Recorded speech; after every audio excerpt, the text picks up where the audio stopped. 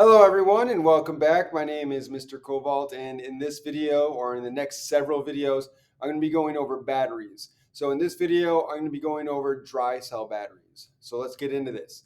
So, dry cell batteries are called dry cells because they don't have large amounts of liquid water. These are the kind of batteries that you would put in your flashlight. So, these are very familiar to us, the ones we use pretty much every day. Your AAA, your AA, your 9 volt, D sized, C size, all of those batteries are dry cell batteries. And the reason, again, that they are called dry cells because they don't have large amounts of liquid water. The most inexpensive kind is going to be the one that has a zinc case. So the zinc case is going to act as an anode, and the cathode is a carbon rod that goes down the middle. And that carbon rod is immersed in a moist paste of MnO2, and this contains ammonium chloride. So that's your typically your most inexpensive one. For this particular battery, the oxidation, of course, is occurring at the anode, and so here's the reaction at the anode. You would have the zinc solid that is going to be becoming zinc 2 plus ions, so it's giving off 2 electrons. That's your zinc case that's reacting. And then at the cathode, which we said was the carbon rod, that's immersed in that space, in that paste. And so there, what's going to happen is you have 2MnO2 solid is going to react with the 2 ammonium ions to gain 2 electrons, and that's going to form your Mn2O3 solid, 2 ammonia gas molecules, and 1 water. So water is going to be formed.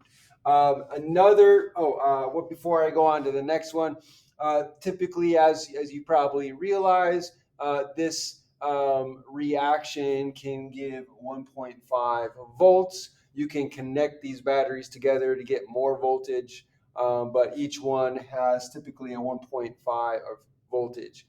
Now, another kind of dry cell battery is called the alkaline battery, and these are probably more familiar, more in use. And the difference for these is they employ a slightly different half reaction in a basic solution, so a basic medium. So that's why it's called an alkaline battery, is because alkaline refers to the basic nature of the battery. So what's happening at the anode? Again, the anode is the zinc casing.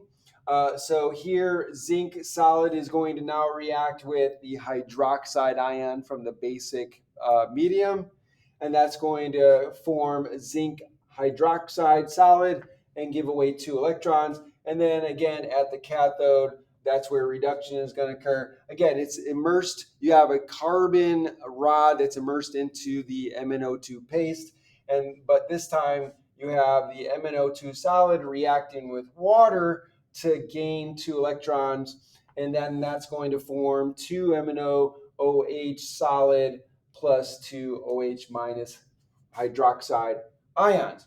And so slightly different reactions. These batteries have a longer working life and a longer shelf life. And here are the two pictures of the battery. So here we have our dry cell that has the zinc casing. And so here we have the graphite rod that goes through the center of your battery. That's acting as the cathode. Here we have the positive terminal, the negative terminal, and in the middle here where the rod is, you have the moist paste, and here in this battery it's MnO2 plus ammonium chloride, and of course the casing is zinc, and that's acting as your anode.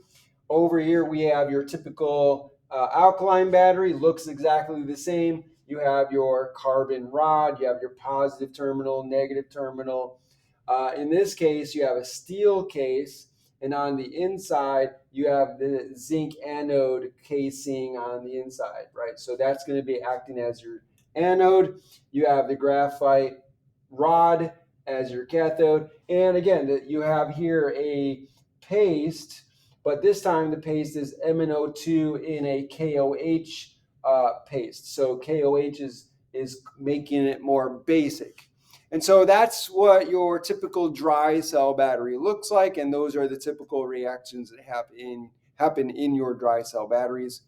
I hope you found this video useful. If you enjoyed this video and learned something from this video, by all means, please share the video, like the video, hit that like button right there. Also, subscribe to my channel, hit that notification bell right up there. When you hit that notification bell, make sure you hit all so you can be notified by all the videos I make.